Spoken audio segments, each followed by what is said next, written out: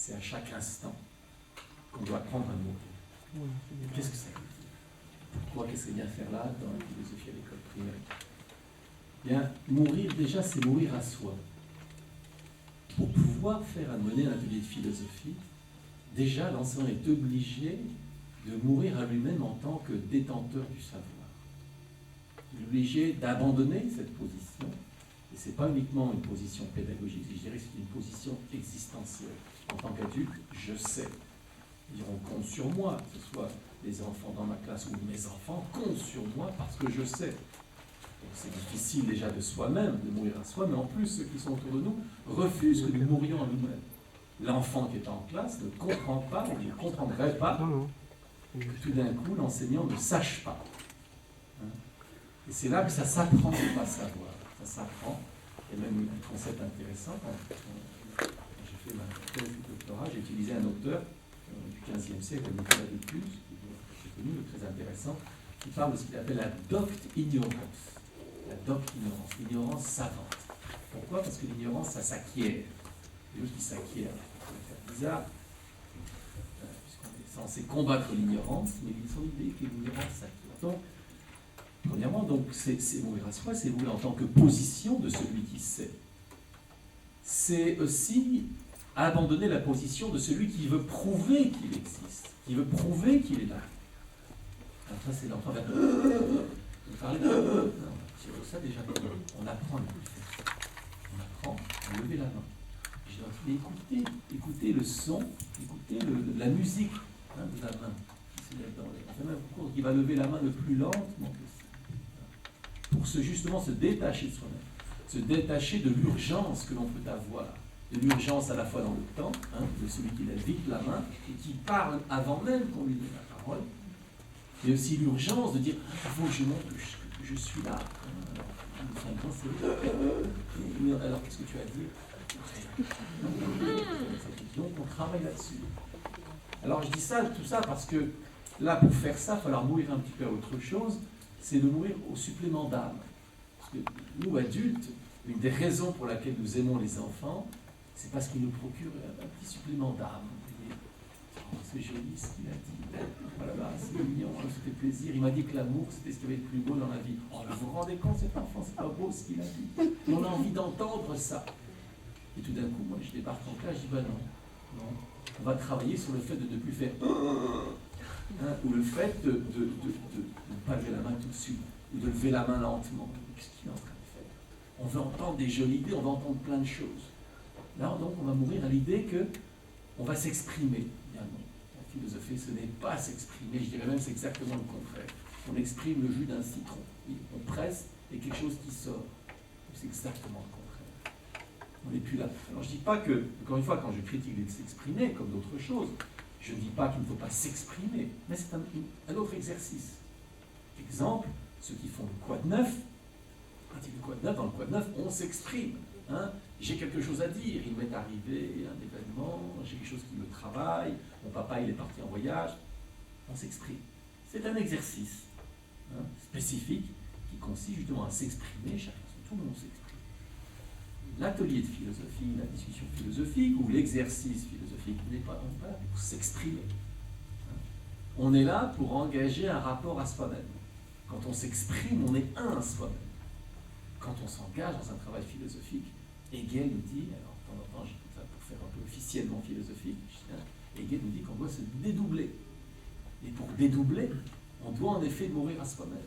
Mourir à cette subjectivité qui tient absolument à s'exprimer, qui a peur qu'on l'oublie, qui a des tas de choses à dire. Et bien tout d'un coup, non, on n'a plus des tas de choses à dire. On n'a plus des tas de choses à dire parce que ce tas de choses à dire, Hegel l'appelle le Schwarmerei. Schwarmerei, en allemand, c'est l'Esseinguet, quand ça vrombit. Et on ne distingue rien dans un Esseinguet, ça vrombit. Et souvent, quand on veut s'exprimer, on veut uniquement exprimer le vrombissement. Et alors, il y a des idées. Et vous pouvez demander à un enfant, tu peux répéter ce que tu viens de dire? Il ne saura pas répéter ce qu'il vient de dire. Il va dire autre chose. Mais je dis l'enfant, chez nous, on peut entendre aussi adulte, entre parenthèses. Il n'y a pas vraiment de différence là-dessus. On ne sait pas.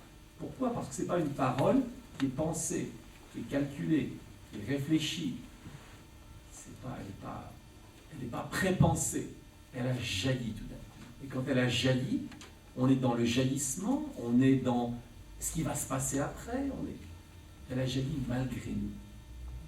Donc là, en effet, l'idée, c'est que pour calculer cette parole, il y a besoin de mourir à la spontanéité, une subjectivité exacerbée qui a envie de réagir, qui a envie de répondre, comme les débats parlementaires, politiques que l'on voit, où réagir. Nous, tout d'un coup, non. Alors, ça pose certains problèmes. Parenthèse, l'intérêt, alors, d'avoir l'éducation, comme disait Jean-Charles, travaille dans beaucoup de pays.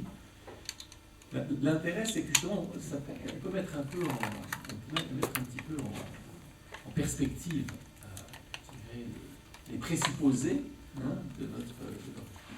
Alors, je vais vous donner 2-3 parce que c'est l'air que je ne suis pas gentil ce que je fais, parce que je n'arrête pas de parler de problèmes. Et personnellement, je peux vous rassurer, c'est que pour moi, le problème, c'est bien. Le problème, c'est magnifique. Parce que moi, la pédagogie, c'est rien d'autre que du problème. Et s'il n'y a pas de problème, on n'a pas de boulot. Le problème, c'est ça qui est intéressant. Dans le problème se situe le cœur de notre affaire en tant qu'enseignant. Et pour moi, la philosophie, c'est rien d'autre que la pratique du problème. On a même un nom pour ça, on appelle ça problématiser. C'est bon, problématiser. Mais en général, on n'aime pas trop. On est toujours comme ça, on lui dit, il allait dans des classes, les unes après les autres. Et puis je dis, on va trouver des... Est-ce que c'est un beau problème? Est-ce que c'est un joli problème?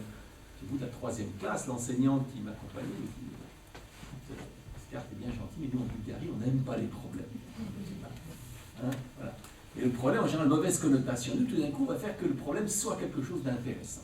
Alors, je ne l'ai pas inventé, c'est un vieux concept philosophique, on trouve ça chez Socrate. Il aimait tellement le problème qu'il en est mort. On l'a trucidé parce que les autres n'aimaient pas trop non plus. Vous voyez qu'il soulevait un peu trop de problèmes. Voilà. C'est l'idée de chez Hegel. Alors, Hegel appelle ça la négativité, le travail de négativité. Alors, négatif aujourd'hui, c'est pas bien. Ça, c'est parti dans les choses qu'il ne faut pas faire. Ah ben, là, tout d'un coup, si. Négatif, vive le négatif. Le travail du négatif, c'est un travail, je dirais, de mise à l'épreuve des idées. Mise à l'épreuve par des objections, par des questions. Et s'il n'y a pas ce travail de négativité, il n'y a pas de travail de philosophie. Il y a l'expression d'idées, d'opinion même. Dire, tiens, j'ai quelque chose à dire. Alors, le problème dont vous intéresse. Alors, j'ai essayé de toucher comme ça, 2-3 petits problèmes qui me semblent un peu, ça fait un certain nombre d'années que j'anime comme ça des interventions ou des stages plus longs sur la pratique de la philosophie. Et je vous rends compte comme ça de quelques petits problèmes que j'ai rencontrés, histoire d'aller directement. Alors, peut-être certains vont dire que vous ne connaissez pas ce problème-là, alors c'est possible, parce que quand je dis ça, on dit non, mais nous, on n'a pas ce problème-là. Un jour, j'étais à l'UFM, je dis non, ici, nous, on ne connaît pas ce problème-là. Je me suis coupé par le professeur qui est à côté de moi, pas ici, il n'y a pas ce problème-là. Je dis, très bien, mais enfin, moi, je dis le problème que je rencontre. Et je le rencontre, je tiens à le dire, parce que souvent, je trouve un certain enthousiasme de la part des enseignants quand on fait comme ça une session. Vous me direz, alors, s'il y a de l'enthousiasme, il y en a aussi que ça agace. Alors, je vous préviens, si ça vous agace, bon, peut-être pas encore tout de suite, mais tout à l'heure, ça vous agace quand je commence à poser des questions. Alors, je vais vous demander, prenez une grande respiration, et puis, bon, demandez-vous si ce qui produit l'agacement peut avoir un sens. Voilà. Ça ne vous empêche pas, en sortant, de penser que voilà, je suis très agaçant, c'est pas interdit, mais essayez de le penser, puisqu'on est là ensemble, c'est de vous risquer à penser l'agacement. Quelle raison peut avoir. Voilà. Donc, l'idée du problème, je vais vous dire par exemple un problème que je rencontre. Nous sommes les héritiers de l'Empire romain. Alors, on va bien faire, c'est-à-dire que nous avons hérité d'un poids culturel, qu'on pourrait, idéologique, c'est autour de la question de la vérité. Alors en général, la vérité, telle qu'on enseigne dans le contexte français, mais pas en français, puisque nous ne sommes pas les seuls héritiers de l'Empire romain, même si on a un peu la fille aînée, pas que de l'Église, mais de l'Empire romain, c'est l'idée d'une vérité transcendante.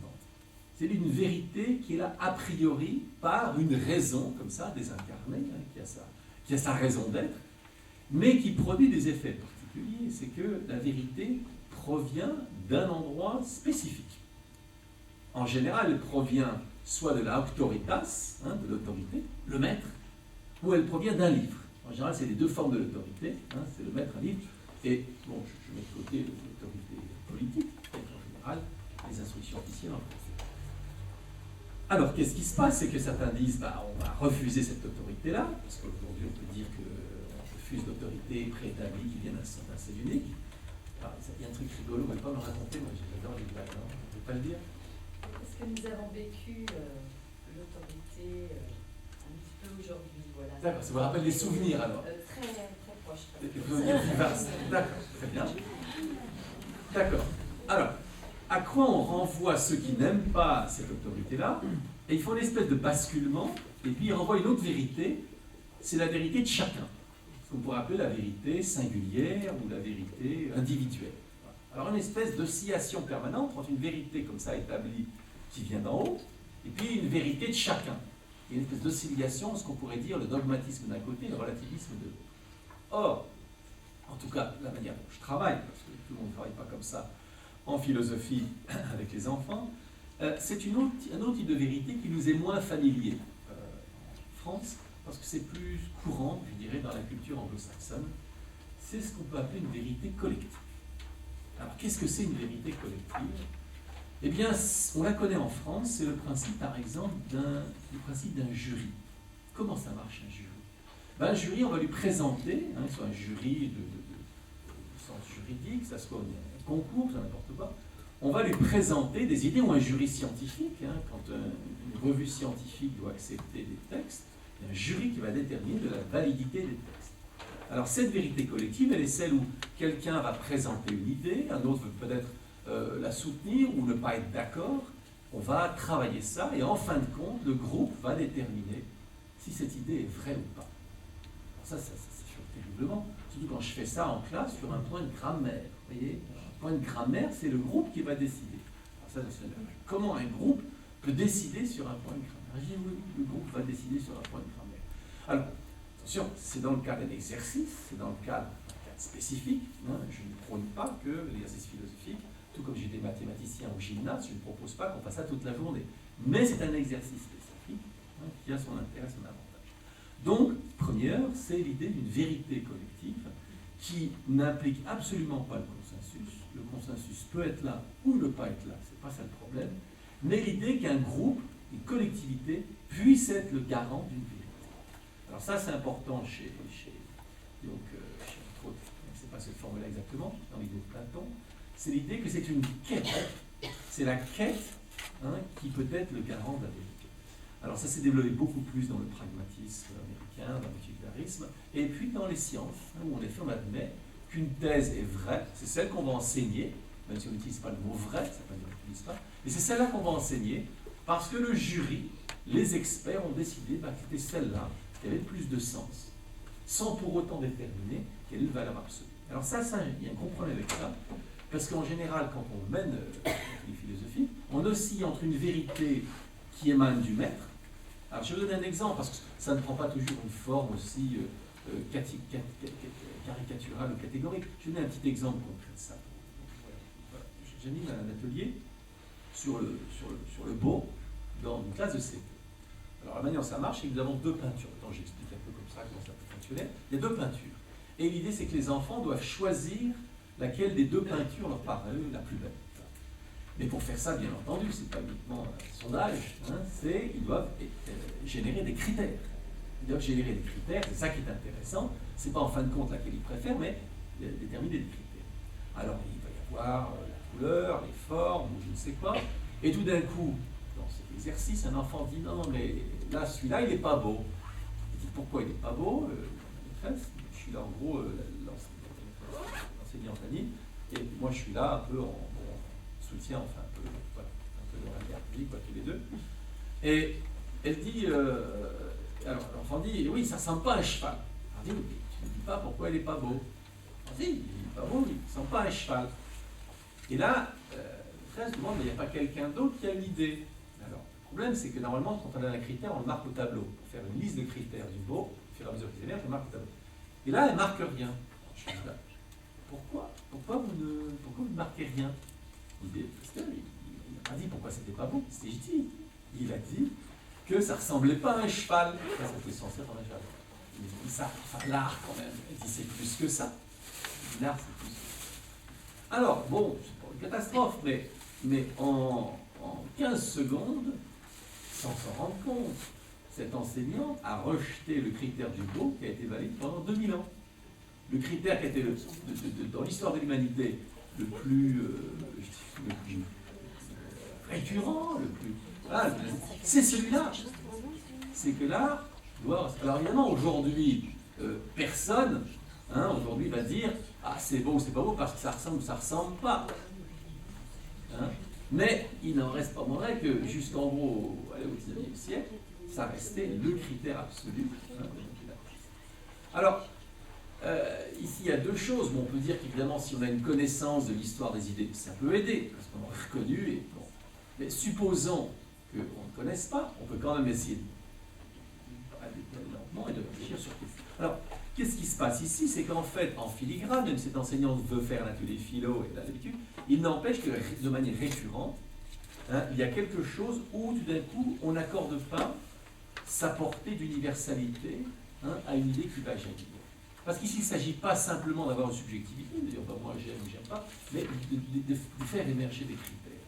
Et l'idée d'un travail de groupe, c'est de faire émerger un certain nombre de critères qu'on va récupérer, et après voir dans quelle mesure ces critères peuvent opérer, déterminer ce qui marche ou ce qui ne marche pas. Mais à quoi on s'oppose ici? Je vous dis, c'est qu'il y a deux écueils. Donc, les critères établis a priori, ceux qui sont détenteurs d'un savoir, et puis ceux, alors le problème inverse de dire, bah, écoutez, l'élève, il a son opinion, et puis on n'accorde pas un statut d'universalité. Ce qui veut dire que même si ça n'a pas de sens, même si on ne voit pas pourquoi, mais ça ne parle pas aux autres, voilà, à ce moment-là, on le retient quand même, parce qu'après tout, il s'est exprimé. Voire même, on n'analyse pas du tout. Souvent, ce que je reproche un peu à la philosophie telle qu'elle est pratiquée à l'école primaire par certains, c'est qu'on n'analyse même pas. L'enfant a parlé, on nous parle, mais on n'analyse même pas. J'ai un peu un principe, j'aime bien, c'est qu'une fois qu'un enfant répond, on analyse. Ça répond pas. C'est clair, c'est pas clair. Et c'est pas l'enseignant qui va déterminer. On renvoie à chacun, et à chacun utiliser, que j'ai bien utilisé. Et puis même si on est presque, il y a un argument, pas d'argument. Ce qu'il dit c'est beau, ce qu'il a dit pourquoi. Dire que c'est beau, ça n'intéresse pas. Ou c'est pas beau, ça n'intéresse pas. C'est dire pourquoi. Donc les petits critères, c'est d'analyser en disant, ben voilà, est-ce que c'est clair ou c'est pas clair, est-ce que ça répond ou ça répond pas. Je demande quelle heure il est, qui on répond, il est lundi, ça ne répond pas. Et puis est-ce qu'il y a un argument? Puis ensuite, s'il y a un argument, évalue cet argument. Est-ce que cet argument correspond à ce qui était dit, ou ça ne correspond pas. Alors, ce que je vais faire, je vais m'arrêter là, parce que je vois que comme des petites choses commencent à se passer, donc là je fais pareil. Alors je vais demander, voilà, certains que je vous ai dit. Ben voilà, c'est l'occasion. Alors, mais nous aussi, vous ne voulez pas nous le dire à nous aussi? Allez-y, oui, allez-y. Vous venez de faire une course sur le pourquoi. Alors, attendez, vous pouvez... Alors, donc, vous dites nous, fort et bien articulé, allez-y. Nous venons de faire une course d'orientation et dans les valises, j'avais caché un certain nombre de mots. Et les enfants n'avaient pas terminé leur course, donc il leur manquait un certain nombre de mots pour pouvoir faire le message de la fin. Et parmi ceux à qui manquaient des mots, ils ont dit aux parents qui accompagnaient, de toute façon, il y en a au moins deux, c'est cerveau et pourquoi, parce qu'elle dit toujours ça. Voilà. Donc, sur le pourquoi, effectivement, c'est des mots qui revenaient régulièrement. Alors, est-ce que vous êtes cardiaque? Oui, non? Pas? Non, je vais demander. Vous êtes cardiaque ou non? Non, en théorie. Non. Alors, est-ce que je peux vous faire un petit truc comme ça, que je fais comme ça en classe, j'aime bien, ça va montrer un peu la pratique, ça va? D'accord. Ce que vous venez de nous dire là, vous l'avez dit à votre voisine, c'est ça? À votre avis, est-ce qu'il y avait urgence à dire ça à votre voisine ou non? Alors là, je vais vous demander, ça va dire oui, il y avait urgence ou non, il n'y avait pas urgence. Juste ça, pas de justifier. Pour l'instant, on ne justifie pas. Juste vous nous dites oui, il y avait urgence. Alors, ce que je peux demander aux autres, je te dis. Vous voyez, il y en a déjà qui sont en train de répondre pour elle. Et c'est ça. Moi, c'est ça. Là, on me rassoit. C'est une grande fille, comment elle s'appelle? Le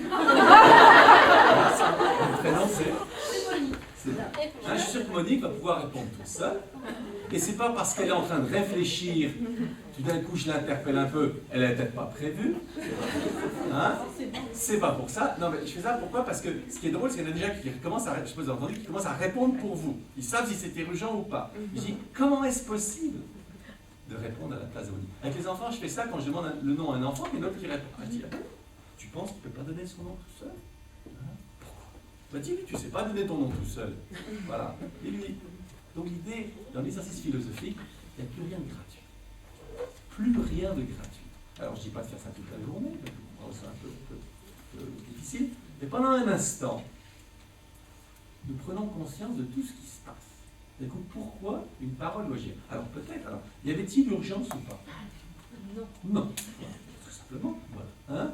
Mais ce qui est intéressant, c'est pas d'aller. Bon, c'est des jeux, c'est pas pour aller, entre guillemets, punir, quoi, ça n'en fait pas. Je veux dire, ben voilà, tout d'un coup quelque chose a échappé. Et il n'y avait pas d'urgence. Et pourquoi c'est important? Ben parce que Monique, elle enseigne. Et que quand l'enfant dit quelque chose, elle réagit, et puis parfois elle dit, était-ce bien nécessaire de réagir? Était-ce vraiment nécessaire? Et l'enfant, pareil.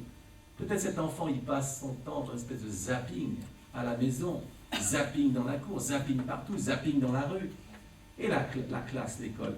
Ben, c'est peut-être le seul moment, le seul endroit où tout d'un coup elle allait dire, attends, est-ce que c'était urgent ça? Est-ce que c'était important ça? Alors on peut dire, tiens, c'est pas gentil, mais on peut dire aussi c'est une forme de respect. Je te respecte assez pour te dire, attends, bon, là, il y a des mots qui sont sortis. Tu vas maintenant les évaluer. C'est bon. C'était important, c'était pas important.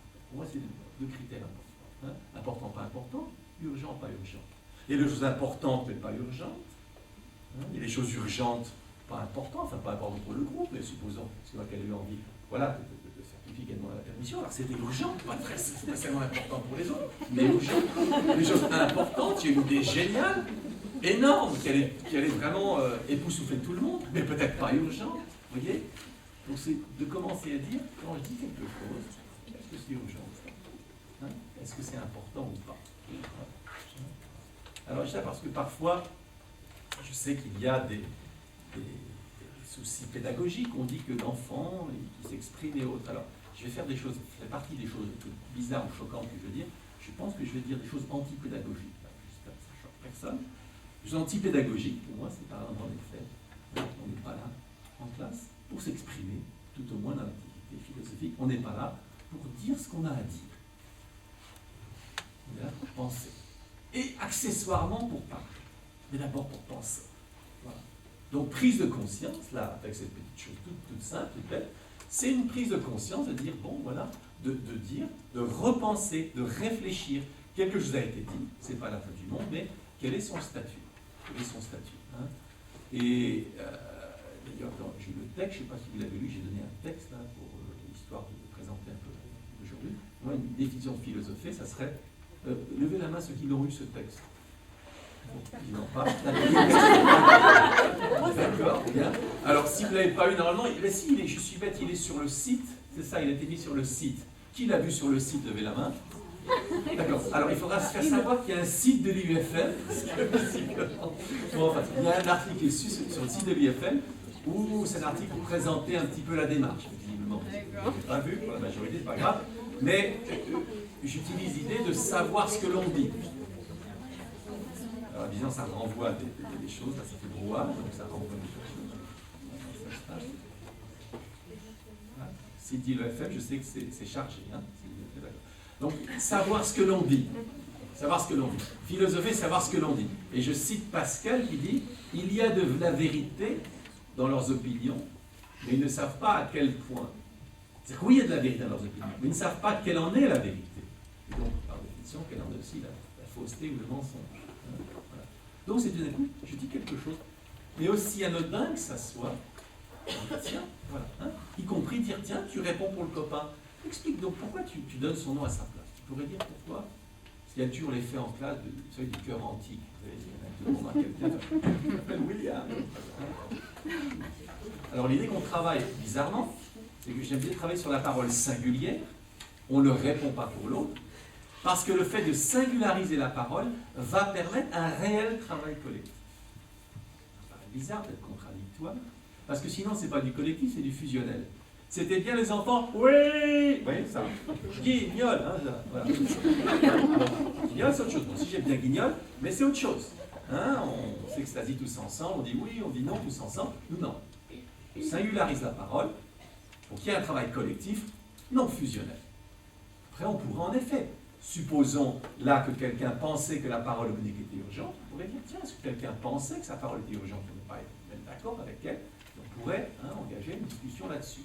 Donc, tout ce qui se passe dans la classe, rien n'est anodin.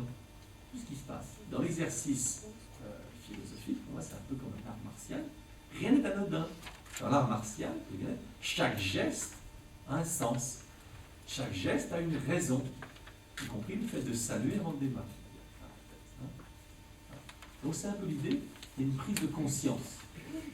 Prise de conscience de soi, prise de conscience de sa parole. Donc il y a un dédoublement. C'est là que j'appelle de mort à soi. Il y a un dédoublement de soi à soi. Il y a un rapport, pour ceux qui aiment par exemple, qui ne s'appelle Nishida, il y a le principe du je-toi. C'est-à-dire qu'on se dédouble. Parce que si je ne me dédouble pas, je ne peux pas parler à l'autre. Je ne peux pas, pourquoi? Parce que je n'ai aucune distance. Je suis prisonnier de moi-même. L'enfant qui n'apprend pas à se distancier de lui-même ne peut pas écouter. Comment pourrait-il? Il est en circuit fermé. Il est en circuit fermé. Donc il faut ouvrir ce circuit. Et le premier endroit pour ouvrir le circuit, c'est dire, bon, tu as dit quelque chose, tu as fait quelque chose, qu'en penses-tu? Non pas, alors là, parce que pour aller il va dire, parce que il est bien formé, cet enfant-là, déjà à la maison, il va dire, ah mais je ne le ferai plus. Le problème, pas savoir, moi je ne suis pas là pour faire un cours de morale, je ne suis pas là pour savoir ne plus le faire. Simplement, évalue ce que tu voilà, évalue ce que tu as fait. Ça avait du sens, ça n'avait pas de sens. C'était urgent, c'était pas urgent. Après, fasse ou fasse plus, c'est pas mon problème. Ça, tu verras avec toi-même. Donc l'idée, c'est pas pour reprocher ou pour saisir, c'est simplement de dire. Parce qu'en effet, il peut se dire, c'était urgent, tu as raison, je voulais faire pipi, je sais pas quoi, voilà. Donc l'urgence aussi est possible, mais il faut le savoir. Il faut savoir que c'est une urgence. Voilà. Alors, est-ce que déjà, par rapport à ce que j'ai énoncé, est-ce que quelqu'un déjà a une question ou un commentaire, parce que je commence à m'ennuyer un peu tout seul, à part Nick qui a bien voulu travailler avec moi un petit peu. Est-ce que quelqu'un a une question déjà ou un commentaire sur cette vision de la philosophie que je suis en train de dénoncer? Alors attendez, alors vous voyez, là, vous avez levé la main, et en même temps que vous levez la main, vous avez commencé à parler. Vous avez remarqué?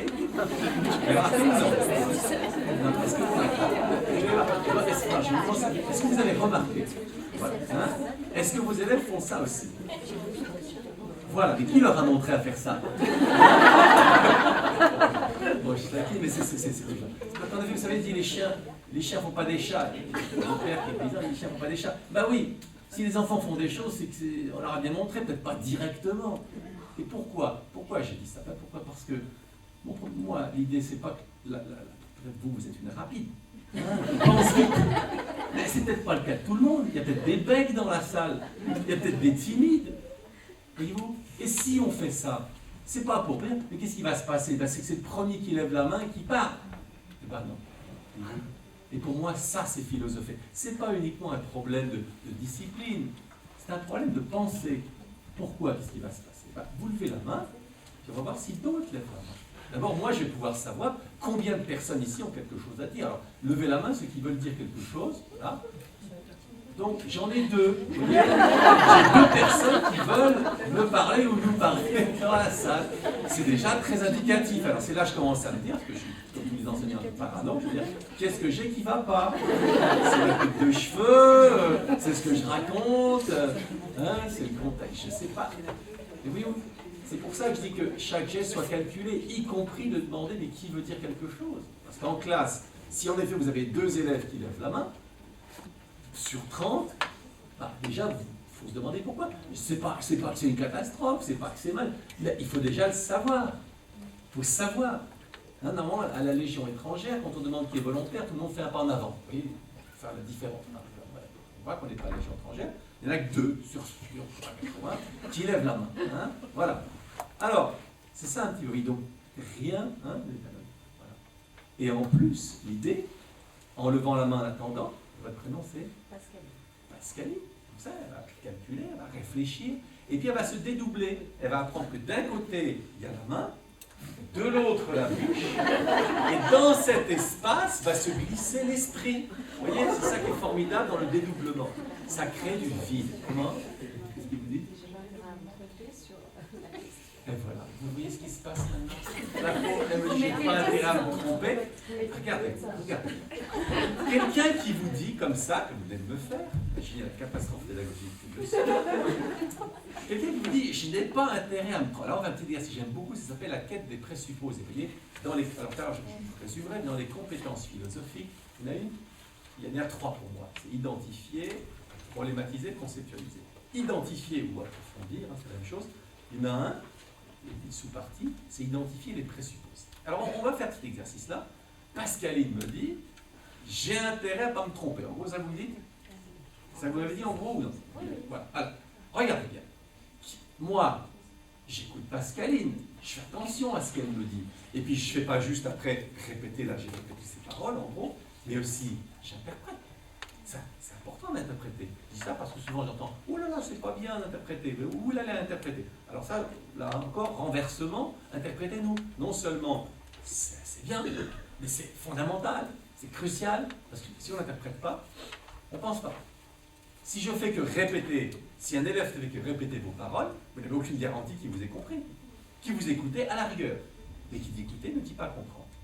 Et en plus, vous avez des élèves, et je peux le dire parce que ça m'a toujours frappé, moi j'étais de cela, ça m'a toujours frappé qu'on se fait taper sur les doigts parce qu'on ne sait pas répéter mot pour mot la citation. Moi j'ai toujours un mal fou à répéter les citations mot à mot. Et là, je sais comment ils font eux.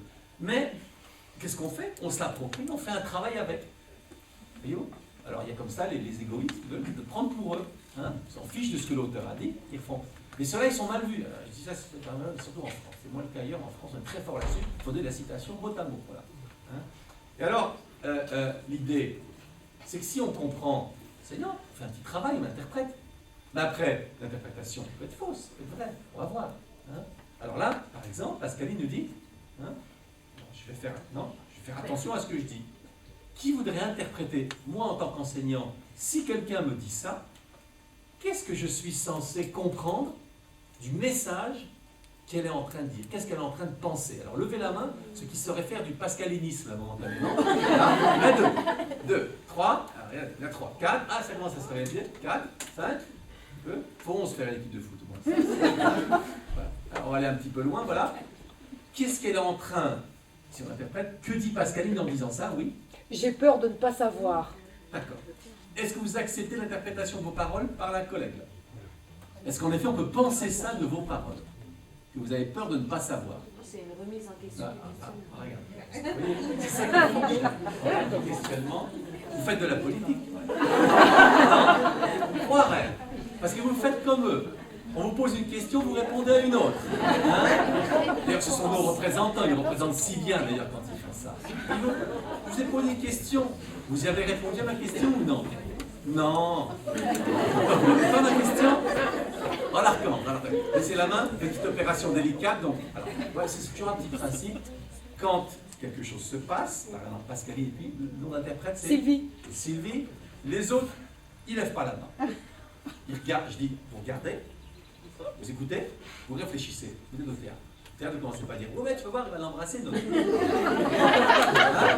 Alors, Sylvie, donc, a interprété la parole de Pascaline.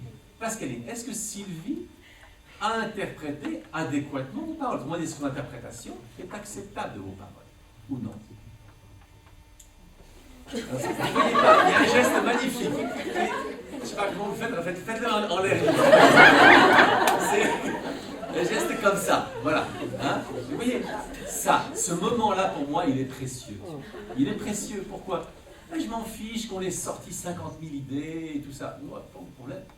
Moi, ce qui m'intéresse, c'est que Pascaline a parlé, que Sylvie a dit voilà ce que j'interprète, qu'elle a donné son interprétation à Pascaline. Pascaline ne sait pas. Elle ne sait pas, si j'interprète correctement son geste, elle ne sait pas si Sylvie l'a comprise ou pas. Mais regardez bien, pourtant, ce sont deux adultes. Imaginez alors avec l'enfant. Mais comment on s'en sort? En général, on s'en sort par 2 tours de passe-passe. Le premier, c'est la maîtresse ou le maître masculin, le maître radical qui dit « t'as pas dit ce que j'ai dit, donc t'as pas compris ». Et puis il y a l'autre, le maître gentil qui dit « eh ben oui, ça doit être ça ». Eh ben non, c'est ni rigide ni gentil, c'est de dire est-ce qu'en gros, Parce que s'il y a eu reformulation, c'est ça la difficulté. Si c'était mot à mot, on pourrait dire, bah oui, c'est ça, mais pas de garantie. La reformulation d'intérêt ou l'interprétation, c'est que là, il y a un jugement à poser. On va faire un petit test, tiens, dans la salle. Alors, j'ai demandé ceux qui pensent que oui, l'interprétation s'il est acceptable, ceux qui pensent que non, et après ceux qui ne savent pas. Parce qu'on peut aussi ne pas savoir, comme c'est le cas de Pascaline, qui annonçait qu'elle-même ne savait pas si on avait interprété correctement. Bien. Alors, qui pense que oui, l'interprétation Sylvie est acceptable? Levez la main. Voilà, bon, une dizaine, voilà, bien, levez la main. Qui pense que non, c'est pas acceptable? Voilà. Alors, là, c'est la grande majorité. Voilà.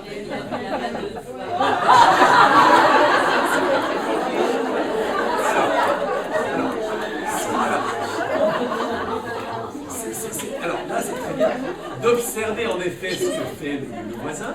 Le problème, c'est qu'on ne peut pas traiter plusieurs choses à la fois. On ne peut pas traiter ça mais tout à l'heure. Parce que, d'ailleurs, comment vous appelez-vous? S'il lève la main les deux fois, qu'est-ce que vous en concluez? Il n'a pas d'avis, d'accord? C'est possible. Bon, on verra tout à l'heure. Et maintenant, quels sont ceux qui ne savent pas lever la main? Alors, laissez-la. Et vous voyez, ce petit problème très simple, moi, je ne sais pas si, en général, on dit parfois, je fais des trucs bizarres, on n'a pas d'intérêt. Moi, je trouve un intérêt phénoménal. Hein? Déjà, le problème général de l'interprétation d'une parole et de la légitimité de cette interprétation, et puis de voir que il y avait une petite minorité pour qui c'était acceptable d'interpréter, et une grande majorité qui dit non. Et c'est là, je vais vous dire la question que je me pose.